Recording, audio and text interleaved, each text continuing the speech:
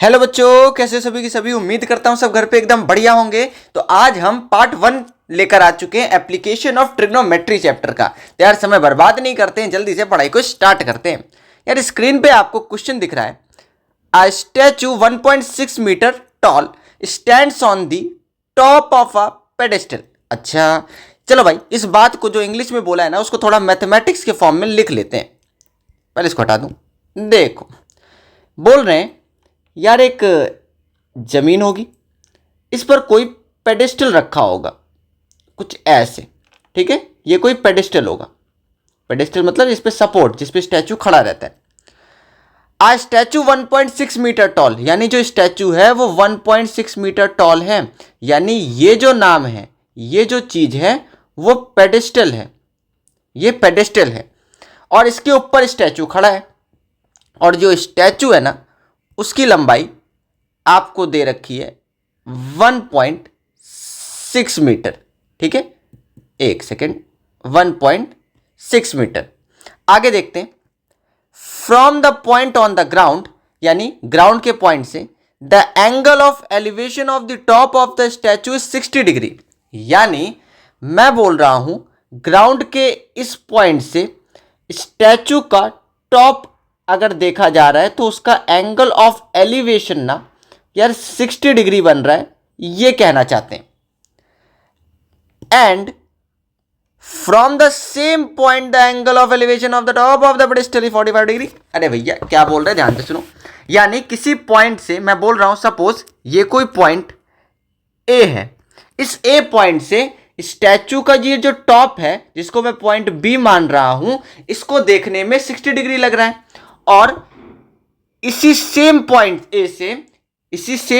ए से जब पेडेस्टल के टॉप को देखा जा रहा है तो वो 45 डिग्री है। यानी ये जो एंगल है ना ये 45 डिग्री है, ये ऐसा बोल रहे हैं। अब आपको ना हाइट ऑफ द पेडेस्टल पता करना है। यानी इस पॉइंट को मान लेते हैं कुछ सी और इस पॉइंट को मान लेते हैं कुछ डी।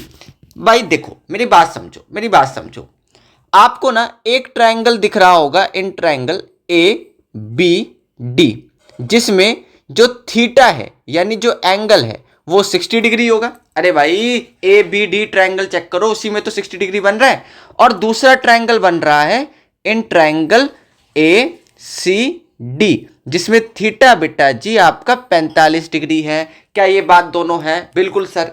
यानी इन्हीं दोनों ट्रायंगल में आपको ट्रिग्नोमेट्रिक आइडेंटिटीज, रेशियो वगैरह लगा देने। कैसे, आओ दिखाऊं। सबसे पहले लिखिए in triangle A B D. इसमें ज्यादा सोचना नहीं है, दो ट्रायंगल पकड़िए जिसमें थीटा आ रहा है। बात समझ आ रही है क्या बोल रहा हूं? जिस ट्रायंगल्स में थीटा आ रहा है, एंगल्स आ रहे हैं, उनको सेलेक्ट कर लीजिए। यानी मैं यहां पे ना tan 60 डिग्री लगा रहा हूं। अच्छा ये बताओ, जब हम इस थीटा की बात कर रहे हैं, मैं थोड़ा इसकी बात करता हूं। जब हम इस थीटा की बात कर रहे हैं tan 60 डिग्री की, तो यार परपेंडिकुलर आपका पूरा पूरा BD हो जाएगा और बेस आपका यार पूरा पूरा AD हो जाएगा। क्या ये बात सही है? हाँ सर। यानी परपेंडिकुलर अपॉन बेस होता है, तो परपेंडिकुलर बेटा जी आपका BD हो जाएगा और बेस आपका AD हो जाएगा। यार क्या BD आपको पता है? नहीं, लेकिन BD ब्रेक करके आपको पता है। BD को आप लिख सकते हो 1.6 प्लस CD, और AD आपको नहीं पता है तो AD को आप एज इट इज AD लिख दो, क्या दिक्कत है? अच्छा, tan 60 डिग्री की वैल्यू क्या होती है भाई? इतना तो ज्ञान होना चाहिए, √3 होती है। यानी 1.6 प्लस CD इक्वल्स टू, मतलब plus CD whole upon AD। ये कुछ ऐसा हो गया। अब क्या करें? अब दिमाग काम नहीं कर रहा है ना, तो ऐसा करो, आप एक काम तो कर लो, AD को इधर कर दो और 1.6 प्लस CD होल अपॉन √3 को ना नीचे कर दो। बस इतना कर दो, कुछ नहीं किया है। ये वाला इधर मल्टीप्लाई में, तो ये वाला नीचे डिवाइड में। बस मैंने इतना ही काम किया है। अब देखिए इसको मान लेते हैं इक्वेशन 1। अब देखो, एक सेकेंड, देखिए अब इन ट्रायंगल ए सी डी में देखो, अगर यार ए सी डी में tan 45 डिग्री लगा दूं तो यार tan 45 डिग्री कुछ परपेंडिकुलर इसका सी डी हो जाएगा, और यार बेस तो ए डी रहेगा। क्या मेरी बात समझ नहीं आ रही है भाई? देखो आपको ए ए ए ए ए ए ए ए सी सी सी सी सी सी सी सी और भैया डी तक देखो, इस ट्रायंगल में परपेंडिकुलर तो मेरे भाई सी डी है और बेस तो ए डी ही है ना, बेस थोड़ी चेंज हो जाएगा। यानी परपेंडिकुलर आपका सी डी है, बेस आपका ए डी है, tan 45 तो भैया 1 होता है, तो सी डी आपको नहीं पता, ए डी आपको नहीं पता, तो इतना तो पता है ना कि क्रॉस मल्टीप्लाई करते हैं, यानी A D is equals to C D हो जाएगा। अच्छा सर अब क्या करें? कुछ नहीं करें, बस अब रुक जाए, अब रुक जाए। यानी मेरी बात समझो, आपको जब भी एप्लीकेशन और ट्रिग्नोमेट्री का कोई भी क्वेश्चन आया भैया, सबसे पहले इंग्लिश आनी चाहिए। अब इंग्लिश आएगी तो उससे डायग्राम बनाएंगे, डायग्राम बनाएंगे तो जिस ट्रायंगल में थीटा आ रहे हैं उन दोनों ट्रायंगल में ट्रिग्नोमेट्रिक फंक्शंस आप लगा देने, फिर ऐसी इक्वेशन 1 और 2 बना लेनी है। अब इन दोनों इक्वेशन को इक्वेट करना है, बस यहां तक आपको कुछ करना नहीं था, अब आपको इक्वेट करना है और आप आंसर तक पहुंच जाएंगे। कैसे? देखो देखो देखो देखो, मैं बोल रहा हूं from first and second, from first and second, यार दोनों ही चीज एडी की इक्वल है। चेक कर लो, देखो देखो दोनों ही चीज एडी की इक्वल है। यानी मैं ये बोल सकता हूं 1.6 plus C D whole upon √3 equal होगा सी डी के। अरे देखो ना, दोनों एडी के इक्वल है, यानी ये दोनों चीज भी आपस में इक्वल होंगी। तो यार बस अब तो काम खत्म, मुझे ये चीज दिख रही है डिवाइड में, तो इधर ये मल्टीप्लाई सी डी हो जाएगा। अरे हाँ ना बोल भाई, सही है।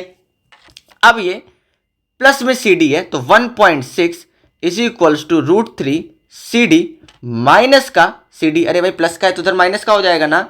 अब आपको ये तो दिख गया कि यार ये हो जाएगा √3 - 1 और कॉमन आ जाएगा आपका सी डी, यानी सी डी कॉमन जैसे ही लोगे तो यार ये जो चीज है ये सी डी के साथ मल्टीप्लाई में, तो नीचे डिवाइड में हो जाएगा। तो यहां पे मैं सॉल्व कर रहा हूं, इधर देखो, इसको हटा देता हूं, यानी ये हो जाएगा C D equals to 1.6 whole upon √3 - 1। लेकिन यार ये थोड़ी ढंग की वैल्यू है नहीं, तो जब नीचे ऐसा आ जाए तो आपको पता है ना, रेशनलाइज करते हैं, यानी साइन चेंज हो जाएगा बीच का बस, यानी कुछ ऐसा हो जाएगा। और जब ऐसा हो जाएगा तो कैसा हो जाएगा भाई? कुछ नहीं करना है। अब देखो देखो 1.6 ब्रैकेट में √3 + 1 है और होल अपॉन में, यार ये तो बचपन वाली बातें आ गई। ये देखो ए है, ये देखो बी है, ये भी ए है और ये भी बी है, यानी ए माइनस बी, ए प्लस बी, यानी ए प्लस बी और ए माइनस बी होता है ए स्क्वायर माइनस बी स्क्वायर। यानी यहां पर √3 का स्क्वायर होगा माइनस ना 1 का स्क्वायर होगा। तो यार ये चीज तो 1.6 ब्रैकेट में √3 + 1 होल अपॉन यार 3 - 1 2 हो जाएगा। अब ये 2 कहां से आया? अरे भाई √3 का स्क्वायर 3 होता है, 1 का स्क्वायर तो 1 ही होता है ना, और 3 में से 1 गया तो 2 आया।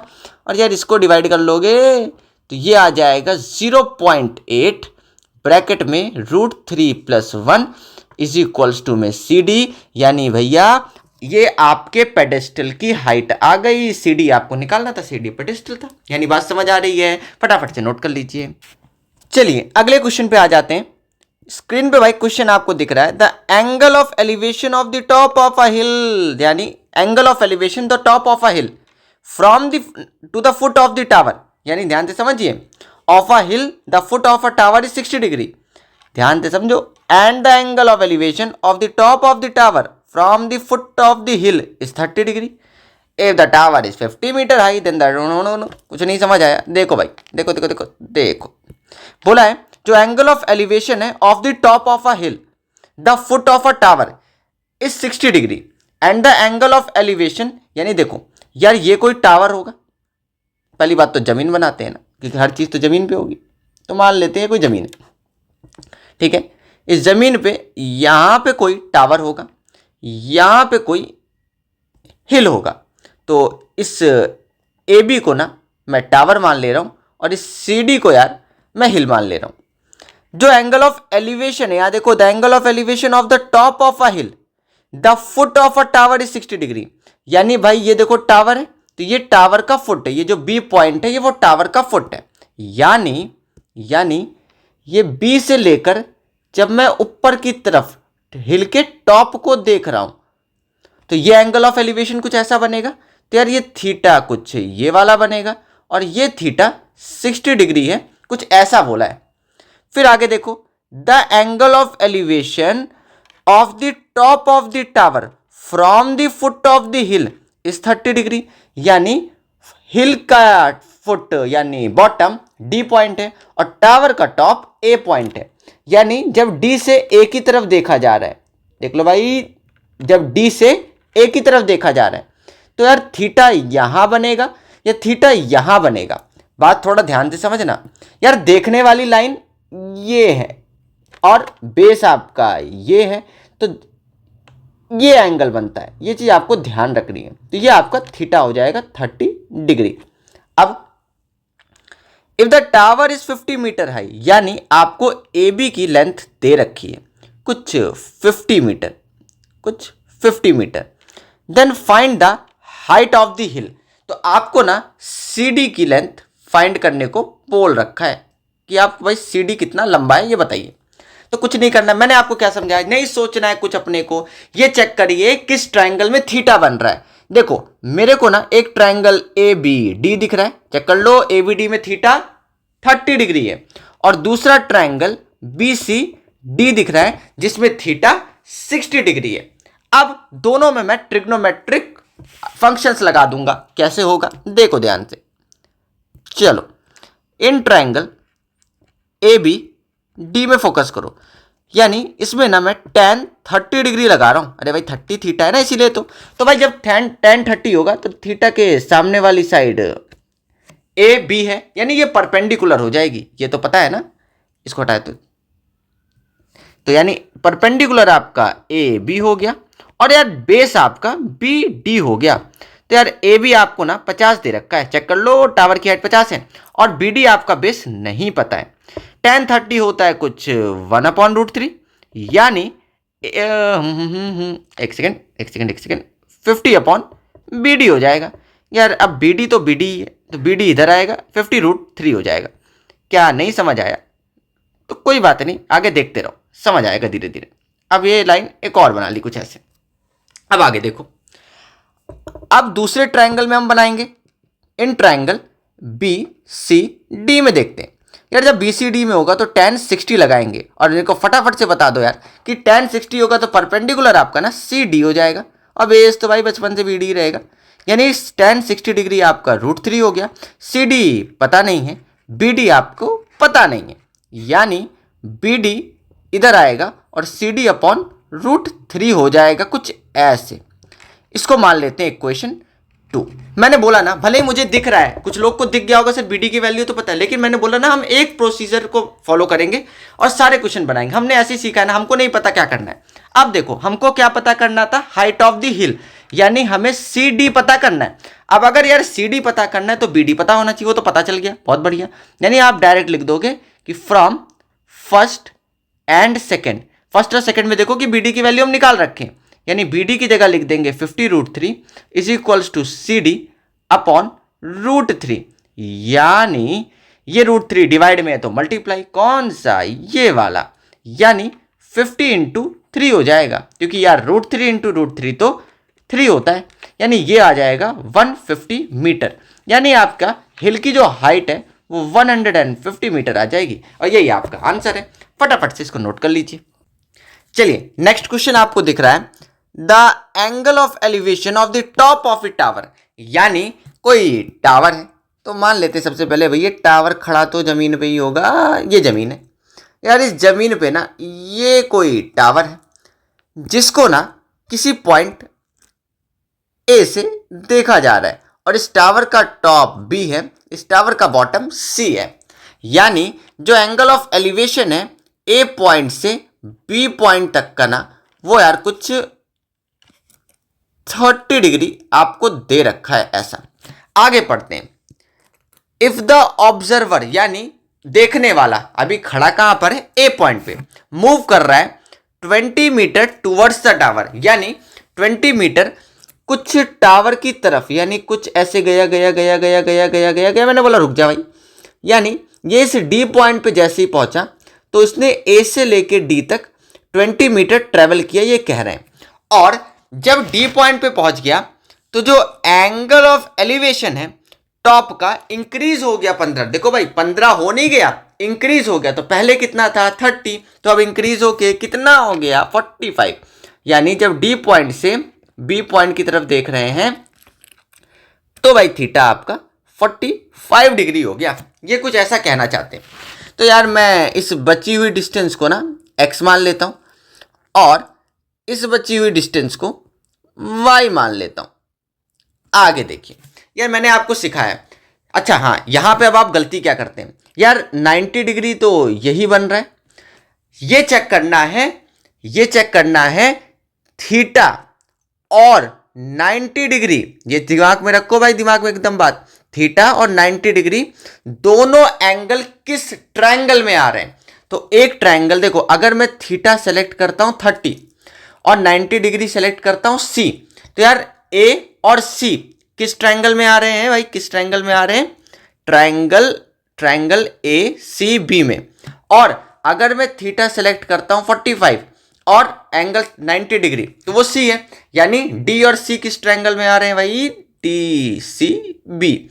यानी इन दोनों ट्रायंगल में आप ट्रिग्नोमेट्रिक फंक्शन लगाओगे। क्योंकि कुछ बच्चे गलती क्या करते हैं कि वो इस ट्रायंगल में सेलेक्ट कर देते हैं, यानी ट्रायंगल ए डी बी में, और फिर मामला गड़बड़ा जाता है। इसलिए थोड़ा ये ध्यान रखना है आपको। चलिए आ जाओ, लिखेंगे इन ट्रायंगल ए डी या ए सी बी। ए सी बी में आओ, ट्रिग्नोमेट्रिक फंक्शन लगाएं।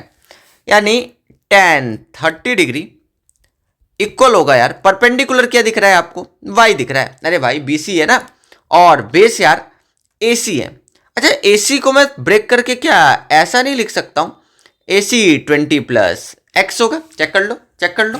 यानी tan 30 डिग्री 1/√3 हो जाएगा और y/20 प्लस x हो जाएगा।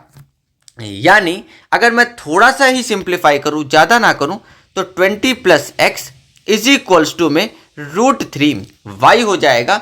और इसको ना मैं इक्वेशन नंबर 1 मान लूंगा, क्योंकि इसके बाद तो हमें समझ भी नहीं आ रहा है क्या करूं, तो बस छोड़ दिया इतने पे।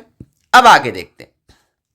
अब मैं दूसरा ट्रायंगल सेलेक्ट कर रहा हूं, in triangle D C B में लगाएंगे क्या, tan 45 डिग्री। अरे भाई परपेंडिकुलर y है, बेस x है, देख लो, परपेंडिकुलर BC है, बेस DC है, और tan 45 तो भैया बचपन से 1 होता है, यानी y/x हो जाएगा। और इतनी गजब की बात है कि x इक्वल में y आ गया। यानी इसको मैं इक्वेशन नंबर 2 मान लूंगा। अब इससे हुआ क्या, मैंने इतना समझाया था ना कि पहले दो ट्रायंगल में ट्रिग्नोमेट्रिक फंक्शन लगा दो। अब मैं लिखूंगा एक second, from first and second, यानी फर्स्ट और सेकेंड के अकॉर्डिंग भैया x y के इक्वल है, y x के इक्वल है। हमें निकालना क्या है, हाइट ऑफ टावर, यानी अपने को चाहिए क्या, y।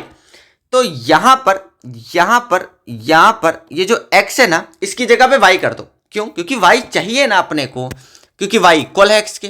तो हम ऐसा कर सकते हैं, 20 प्लस x की जगह y कर देंगे √3y।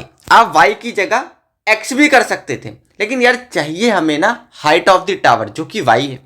इसीलिए हमने y को सिलेक्ट किया और x को हटा दिया। यार √3y है, प्लस का y है तो इधर माइनस का होगा, ये तो हम समझ सकते हैं। यार इसको थोड़ा सा ही ज़्यादा आप सॉल्व करने की जरूरत नहीं है। यहाँ y कॉमन ले लो, यदि y जैसी कॉमन लेंगे तो √3 आएगा, और यहाँ पे भैया कुछ नहीं, मतलब 1 बचेगा। यानी 20/√3 माइनस 1 इक्वल में y। यार इसका रेशनलाइजेशन करोगे तो यहाँ पे √3 प्लस 1 हो जाएगा, और यहाँ पर √3 माइनस 1 होता था और √3 प्लस 1 होता है। याद आ रहा है ना भाई रेशनलाइजेशन। डिनोमिनेटर में अगर मैं आपको बताऊं a minus B, a plus B, यानी a square minus B square हो गया। और यार a square minus B square करेंगे तो ना यहाँ पे 2 आ जाएगा। सही बात है ना, क्योंकि यार a square minus B square करोगे तो √3 का स्क्वायर क्या होगा, अरे √3 का स्क्वायर 3 होगा, और 1 का स्क्वायर 1 होगा, और 3 माइनस 1 2 होता है। इसीलिए मैंने यार 2 लिखा। इक्वल में ना y हो जाएगा। यार ये 2 से ये 20 कैंसिल होगा, यानी 10 ब्रैकेट में √3 + 1 = y, यानी height of the tower 10 bracket में √3 + 1 मीटर आ गई। अब आपको √3 की वैल्यू रखने की जरूरत नहीं है, ये आपका फाइनल आंसर है, नोट कर लीजिए। The shadow of a vertical tower on a ground level increases by 10 metre. यार जब भी इंक्रीजेस आए डिक्रीजेस आए उससे पहले आपके दिमाग में ये हिट करना चाहिए पहले कितना हो रहा था। पहले कितना हो रहा का मतलब मैं आपको थोड़ा समझाता हूं। मैं मान रहा हूं यार ये कोई ग्राउंड है जिसमें ये कोई टावर है, इस टावर को मैं ए बी मान ले रहा हूं और इस टावर के ऊपर ना इधर कहीं कोई सन है, कोई सन है। अब भाई सन पीछे है तो परछाई आगे बनेगी, ये तो आपको पता होगा। यानी जब सूरज की किरणें यार इस टावर पे पड़ रही थी तो जिसके वजह से इस टावर AB की परछाई यहां तक पड़ रही थी, परछाई यहां तक पॉइंट C तक पड़ रही थी। यानी B से लेकर C तक टावर की परछाई पड़ रही थी जब सन मतलब कि सन की रेस टावर पे पड़ रही थी, ठीक है। लेकिन फिर से पढ़ते, the shadow of a tower vertical tower on a ground level increases by 10 metre, यानी 10 मीटर इंक्रीज हुआ कब? When the angle of elevation of the sun changes from 45 to 30 degree. यानी अभी जब पहले परछाई गिर रही थी, पड़ रही थी, बन रही थी तो थीटा कितना था, सन कितने ऊपर था, 45। लेकिन जैसे ही सन का एलिवेशन कुछ 30 डिग्री हो गया तो जो परछाई सी पर बन रही थी अब वो कुछ और दूर, जो कि और दूर कितना है, सिर्फ 10 मीटर है।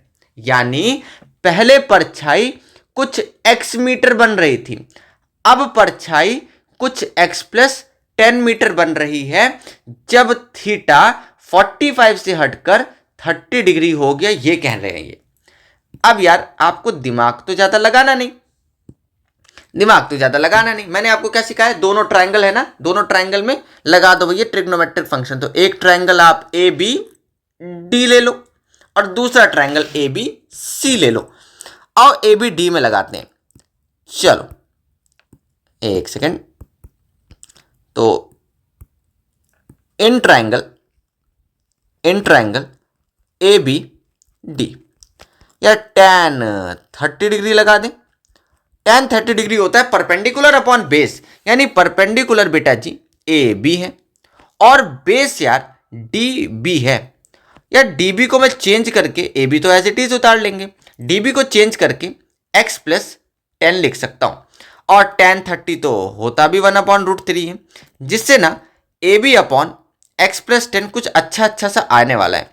यानी x + 10 1 से मल्टीप्लाई होके सेम हो जाएगा और यहाँ पे √3 AB हो जाएगा। मैंने कुछ किया नहीं है, मैंने सिर्फ क्रॉस मल्टीप्लाई कर दिया और ये मेरी इक्वेशन नंबर 1 आ गई, क्योंकि इसके बाद तो मुझे समझ ही नहीं आ रहा है ना क्या करना है।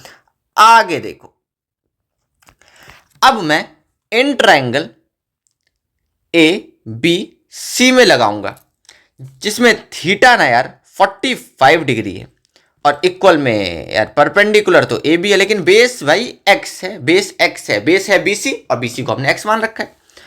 यार tan 45 1 होता है, AB अपॉन x होगा, यानी ये कुछ प्रीवियस क्वेश्चन की जैसा ही हो रहा है, यानी x = AB आ जाएगा। इक्वेशन नंबर 2 हो गई। हमको निकालना क्या है, हमको निकालना है, इधर देखिए भाई, height of the tower correct to 2 decimal places. यानी इसका कोई खास मतलब नहीं, मैं भी आपको समझा रहा हूं। आपको हाइट ऑफ द टावर निकालनी है, आओ निकालते। यानी टावर की हाइट क्या है, AB है, तो मुझे x को रिप्लेस करना पड़ेगा। यानी from first and second x की जगह AB लिखेंगे। क्यों? x पहली बात तो AB के इक्वल है, दूसरी चीज x को ही क्यों हटा रहे, क्योंकि हमें हाइट चाहिए, तो हाइट तो AB है, +10 = √3 AB हो जाएगा। यार ये पॉजिटिव है ना, तो उसको भगा दो, उधर नेगेटिव हो जाएगा, यानी 10 यहीं पे रहेगा, √3 AB माइनस का AB हो जाएगा।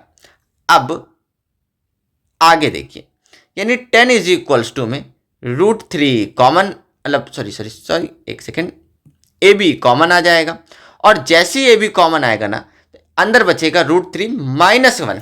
अब यार ए बी के साथ ये मल्टीप्लाई में, तो नीचे आएगा तो यार ये डिवाइड में हो जाएगा, यानी √3 - 1 इक्वल्स टू में ए बी हो जाएगा।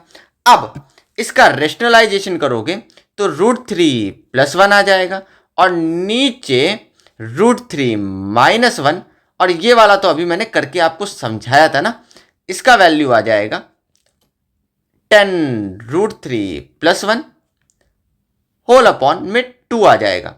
यानी यार ये कैंसिल होगा, तो इधर देखो ऊपर ए बी की वैल्यू आ जाएगी 5 ब्रैकेट में √3 + 1 मीटर। ये आपका फाइनल आंसर है। लेकिन आपसे क्वेश्चन में ना 2 डेसिमल प्लेसेस तक आपसे बोला है, यानी कुछ नहीं, √3 की इसमें आप वैल्यू रखोगे, उसके बाद उसमें 1 ऐड करोगे, ऐड करने के बाद 5 से मल्टीप्लाई करोगे। जब आप इतना करेंगे ना तो 2 डेसिमल तक आपको रखना है आंसर को, और आपका ए बी का यानी हाइट ऑफ द टावर निकल आएगा। यानी कुल मिला के √3 की वैल्यू रख दोगे तो काम हो जाएगा, नहीं भी रखेंगे तो भी चल जाएगा। इसको नोट कर लीजिए फटाक से।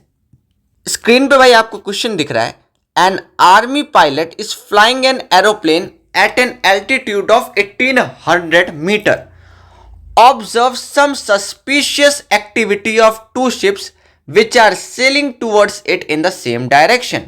यानी कहना ये चाहते हैं यार कोई समुद्र है या नदी है, जो भी है, अब इसके ऊपर यहां पर कोई एरोप्लेन है, यहां पर कोई एरोप्लेन है जिसको मैं पॉइंट ए मान ले रहा हूं, ठीक है, ये ए पॉइंट पे एरोप्लेन है। कोई आर्मी अच्छा जमीन से वो ऊंचा कितना है, वो कुछ ऐसे बोला है, जमीन से ये ऊंचा कुछ 1800 मीटर है, ये ऐसा बोल रहे हैं। और आगे देखिए, observe some suspicious activity of 2 ships which are sailing towards it in the same direction.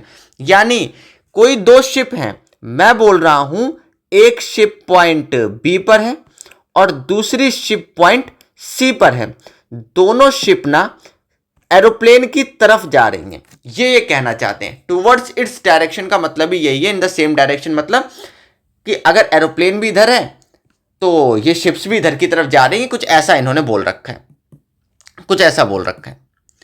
आगे देखते हैं, ये सी पॉइंट है। And immediately report it to the navy chief, ठीक है। The angle of depression of the ships are observe from the plane are 60 degree and 30 degree.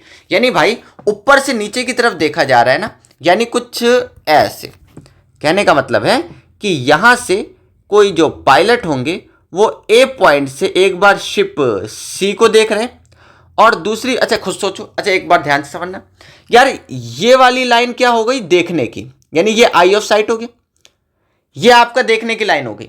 यार इसकी imaginary line कुछ ऐसे हॉरिजॉन्टल बनाना सिखाया आपको, यानी थीटा आपका ये हो जाएगा। अच्छा दूसरा केस समझाता हूं, यानी इस केस में जो थीटा की वैल्यू होगी, जो थीटा वैल्यू होगा वो आपका कुछ ये 60 डिग्री हो जाएगा। अब जब ये ए पॉइंट से पायलट बी वाली शिप को देख रहा है तो यार हॉरिजॉन्टल लाइन, मतलब ये वाला देखने का साइड ये वाली लाइन हो गई, और हॉरिजॉन्टल इमेजिनरी लाइन तो ये रहेगी, यानी इस बार जो थीटा है वो कुछ ये वाला है, और अगर ये थीटा है तो जेड ऐसे फॉर्म हो रहा है। अरे भाई जेड ऐसे ही तो फॉर्म हो रहा है, यही तो जेड फॉर्म हो रहा है। यानी अगर ये वाला एंगल, मैं दूसरा पेन यूज कर लेता हूं, अगर ये वाला एंगल 30 डिग्री है तो यार ये वाला एंगल भी 30 डिग्री होगा, क्योंकि अल्टरनेट इंटीरियर एंगल्स इक्वल होते हैं। और ये जो पूरा है ये कुछ ऐसे, ये पूरा वाला यार ये आपका 60 डिग्री है, तो ये वाला भी 60 डिग्री हो जाएगा, क्योंकि अल्टरनेट इंटीरियर एंगल्स इक्वल होते हैं। बस बात खत्म। आपसे डिस्टेंस बिटवीन 2 शिप्स पूछा है, यानी आपसे BC की लेंथ पूछी है, मैं BC को x मान लेता हूं। अब देखिए करना क्या है, सबसे पहले एन ट्रायंगल A इस पॉइंट को B मान लेते हैं। अच्छा B तो मान रखा है ना, तो इस पॉइंट को आप D मान लो।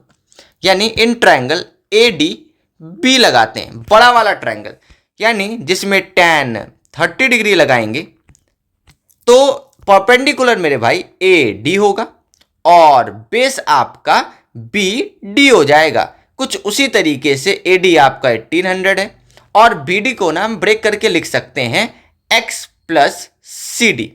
अच्छा, हमें सी डी भी तो नहीं दे रखा है, चलो ठीक है आगे देखते हैं। x प्लस सी डी हो जाएगा, ठीक है। अब इन ट्रायंगल ए डी, अच्छा इसको पहले थोड़ा सा सॉल्व कर लेते हैं, यानी tan 30 डिग्री आपका 1/√3 हो गया, 1800 whole upon x plus C D हो जाएगा। यानी अगर इसको क्रॉस मल्टीप्लाई करेंगे तो x plus C D is equals to 1800√3 आ जाएगा और इसको मान लेंगे इक्वेशन नंबर 1। अब आगे देखते हैं। अब इन ट्रायंगल ए डी सी में ट्रिग्नोमेट्रिक फंक्शन लगाते हैं, यानी tan 60 डिग्री और tan 60 डिग्री यानी परपेंडिकुलर आपका 1800 हो जाएगा भाई, ए डी तो होगा और बेस आपका सी डी हो जाएगा। यानी थोड़े बात को अगर समझो तो tan 60 होता है √3, ये हो जाएगा 1800 अपॉन में सी डी, यानी ये देखिए सी डी को इधर रखते हैं 1800 अपॉन √3, ये आपकी इक्वेशन नंबर 2 हो गई। क्या ये चीज समझ आया? क्रॉस मल्टीप्लाई किया मैंने सिर्फ।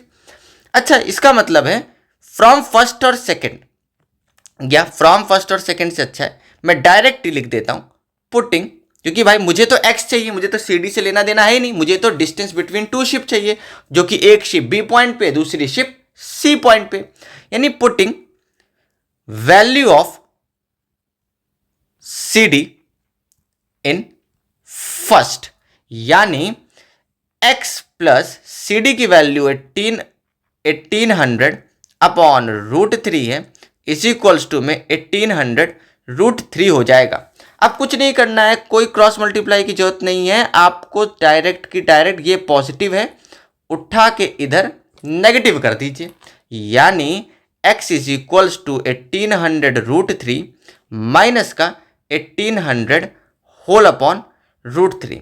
अब आपके ऊपर है कि यहाँ पे एलसीएम लो, लेकिन मैं आपको मना करूंगा, मैं बोलूंगा पहले 1800 को कॉमन ले लो, जिससे आपकी कैलकुलेशन ना थोड़ी सी आसान हो जाएगी।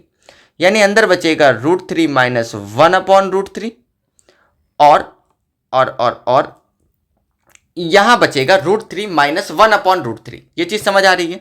अब यहां पे आप जो एलसीएम लेना है ले लो, यानी 1800 हो जाएगा और यहाँ पे यार √3 इंटू √3 माइनस 1/√3। क्या ये चीज़ समझ नहीं आई जो मैंने कर दिया? देखो हर नंबर, इधर देखो हर नंबर के नीचे 1 होता है, ये वाला √3 जब इस वाले √3 के साथ मल्टीप्लाई हुआ तो 3 बना होगा, ये वाला 1 जब इस वाले 1 से हुआ तो 1 हुआ। और यार 1 इंटू √3 भी तो करते हैं ना सेम करने के लिए, तो मैंने कुछ वही किया है और कुछ नहीं। यानी इधर तक आपको नोट करना है, यानी x is equals to 3600 upon में √3 हो जाएगा। क्या अब भी डाउट है?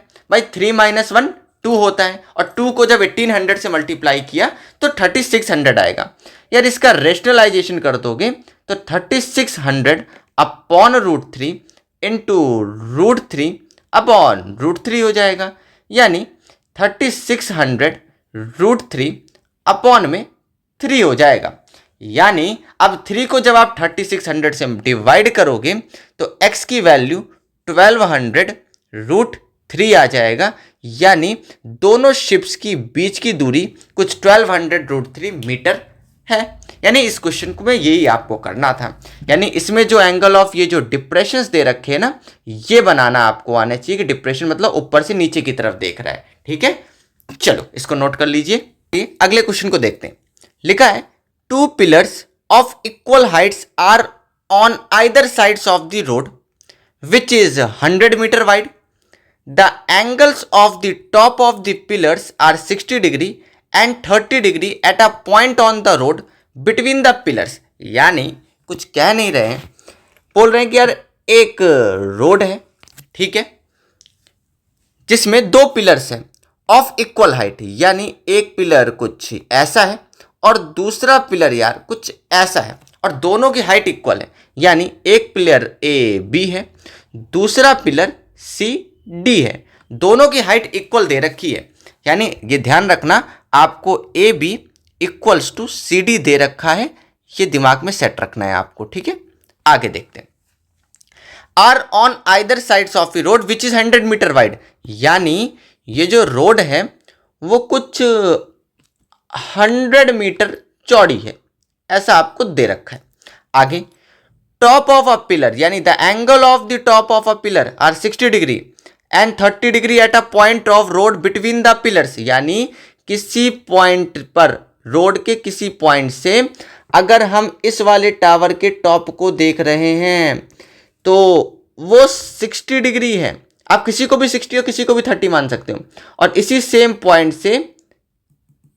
पॉइंट से आप सी वाले टावर के टॉप को देख रहे हो, मतलब टावर को देख रहे हो जिसका टॉप सी है, वो कुछ 30 डिग्री है। तो आपको ना find the position of the point between the pillars, यानी ये जो पॉइंट है जिसको मैंने कुछ ओ मान रखा है, इस पॉइंट ओ की दूरी बतानी है पिलर से। अच्छा, ये पता है आपका दिमाग हिट कर रहा होगा सर ये 50 है, ये भी 50 है, लेकिन ऐसा गलत है। बिटवीन मतलब सेंटर नहीं होता है, मिड पॉइंट नहीं होता, बीच में, बीच कोई भी हो सकता है, यानी आपको नहीं पता है कि दोनों दूरी कितनी है और वही आपको पता करनी है। इस टाइप का जब भी क्वेश्चन आएगा आप बोलोगे सर मुझे इतना तो पता है कि बी से लेकर ओ तक अगर x होगा तो ओ से लेकर डी तक 100 माइनस एक्स होगा। बात समझ आ रही है यार? अगर बी से लेकर डी तक कुछ है और बी डी अगर, मतलब जैसे देखो बी डी आपका 100 है और हमने बी से लेके ओ तक की डिस्टेंस को x माना है, तो बची हुई डिस्टेंस क्या होगी? 100 माइनस एक्स। यही मैंने किया है। यानी अब आपको दोनों ट्रायंगल जो दिख रहे हैं, जो कि एक ट्रायंगल ए बी ओ है, उसमें सबसे पहले आप ट्रिग्नोमेट्रिक फंक्शन लगा दो, यानी tan 60 degree is equals to perpendicular upon base हो जाएगा।